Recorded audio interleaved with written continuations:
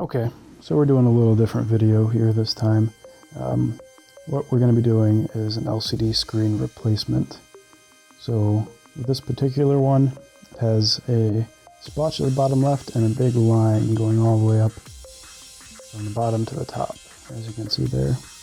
A lot of people can deal with a little splotch, but a big line on the screen, that's kind of why they brought it in the first place, to get that fixed. So can't just fix it, gotta replace it.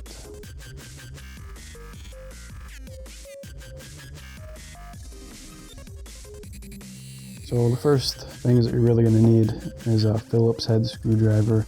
A couple sizes will usually help. And then also a small flathead screwdriver as well. Plastic tackle box helps to keep things organized. It's going to be a couple different size screws, so you want to make sure you know which ones are going where. So the first thing you need to do is take off the screw cover pads and put them in the tackle box.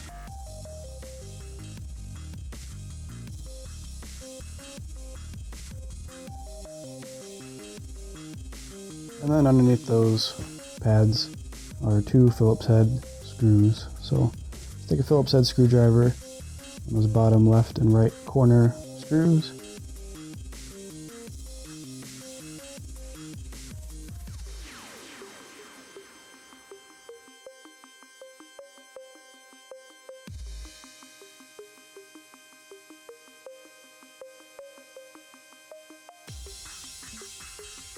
And then the bezel comes off.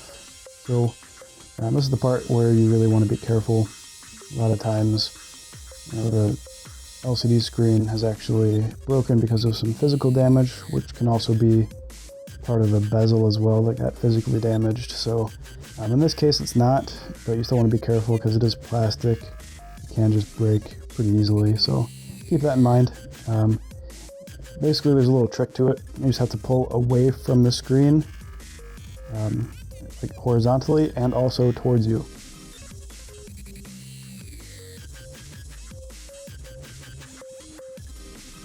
And here it's just a hinge as well. Just popping that out with a flathead makes it a little easier, and it comes right off.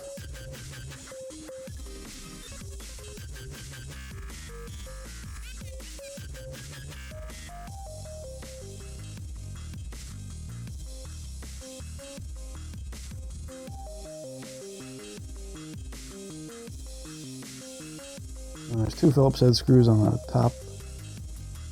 And those are different sizes than the first screws you took off, so make sure you separate them.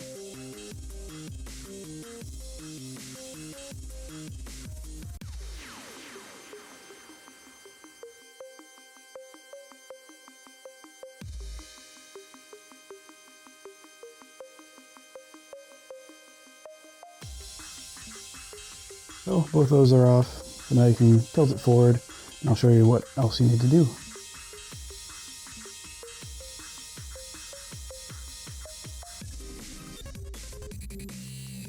So on the side here, the LCD bracket, that you have three screws on either side.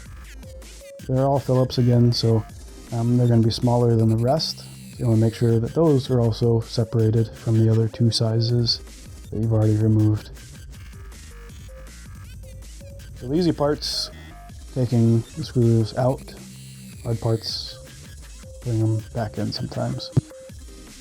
It's always a tricky part down there at the bottom corner. Helps if you have a smaller screwdriver for this part.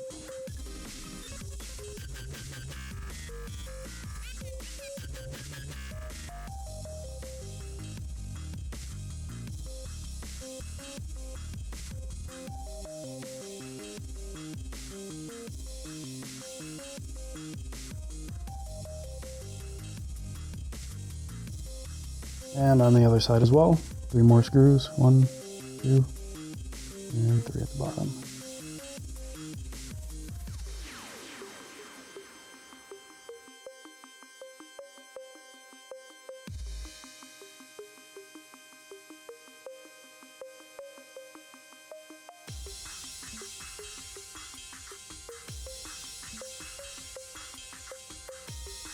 And again, the bottom one is always the most difficult.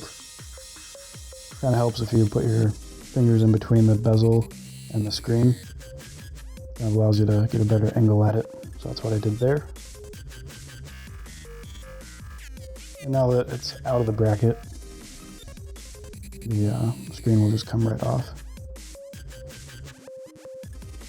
So be careful, even though the screen's broken, you don't want to break the cable that's attached to the back. It's very flimsy. It's never been replaced before on this laptop, so there's actually tape on the top of it. It's stuck down on the bottom as well. That right there was just stuck a little bit. Then on the top, that actually has a really sticky tape. So make sure you're careful. You don't want to pull it and end up breaking the cable. Just be patient with it. And then just unplug it by bringing it towards the bottom of the screen.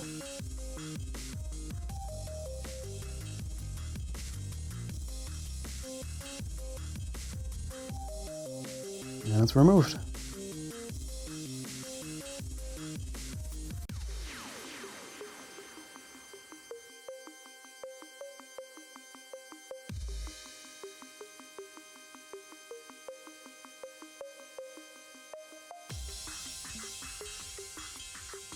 This is the new screen, has that plastic covering on the front.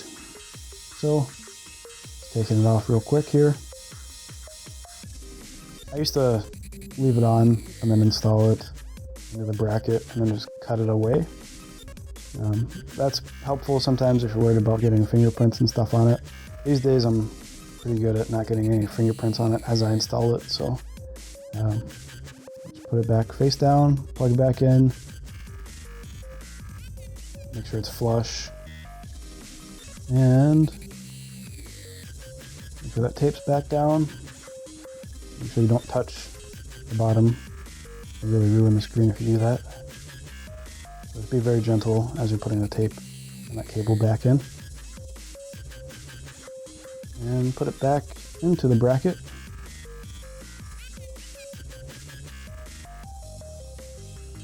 And all you have to do here is just line up a screw hole with the LCD bracket. Screw it in. Again, 3 on each side.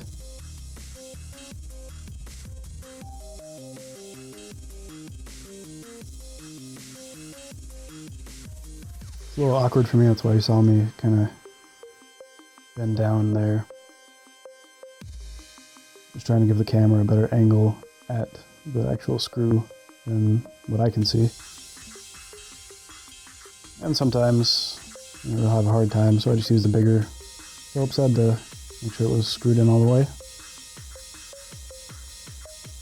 Gives you a little more torque to be able to screw it in. And then the bottom one's always the most difficult. I didn't realize that this one wasn't in the shot of the camera, so apologize for that, but I believe the other one is in the shot.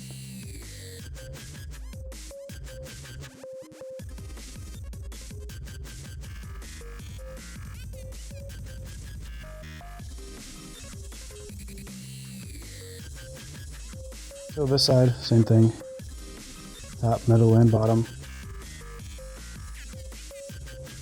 Top one's always the easiest, middle one gets a little harder, and then the bottom one is the hardest, so just be patient with it.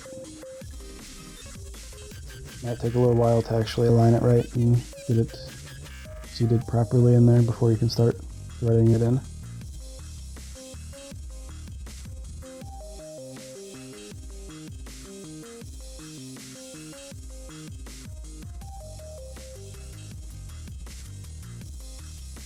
And then the bottom one. This part's a little difficult. So I'm still just putting my finger kind of in between the bezel and the LCD screen. Had a little hard time with this one, especially again, hard for me to see with that angle.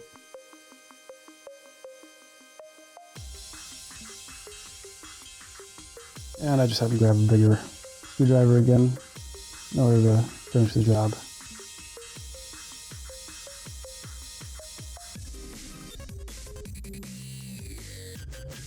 So it is installed into the bracket. now. So we're just working in reverse. You know, now we got to do the top screws.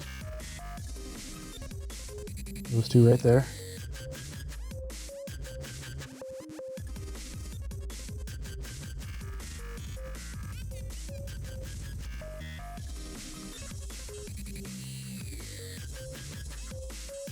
It'll always make any job easier if you have a lightly magnetized screwdriver.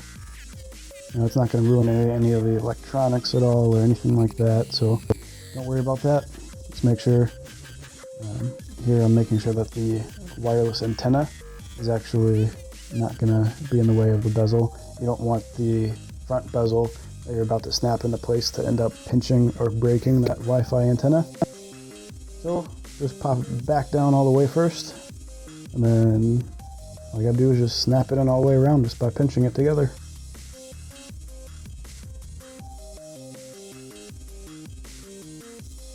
I usually make sure at the bottom it's pinched in all the way. And sometimes have a harder time at the bottom than the top and everything. And then the hinges too right there.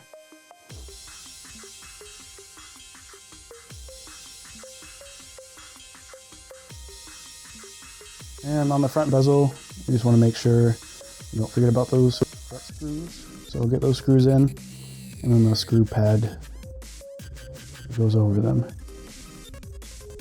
Just an aesthetic thing.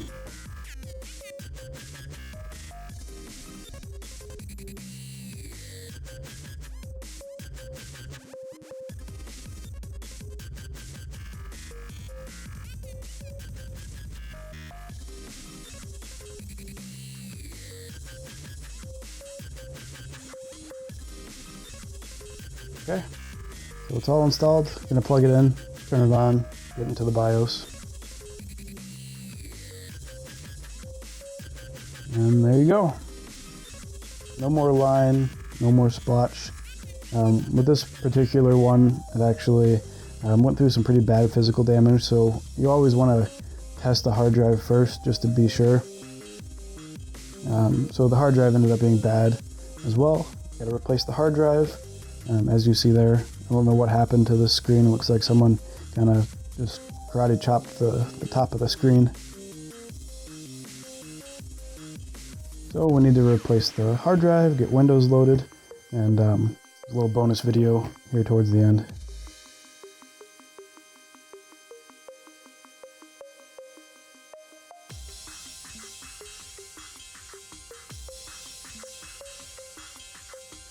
So I had Windows 8 on it, already replaced the hard drive. We're actually going to be loading Windows 8 these days with our Zalman virtual optical CD drive. It's actually an external hard drive. That's why it's virtual. It's actually, the computer is actually recognizing it as a CD drive. So it makes it pretty nice. All you have to do is pop it in ISO and load it away. And that's it. I'll be doing a review on that one later, so please like and subscribe.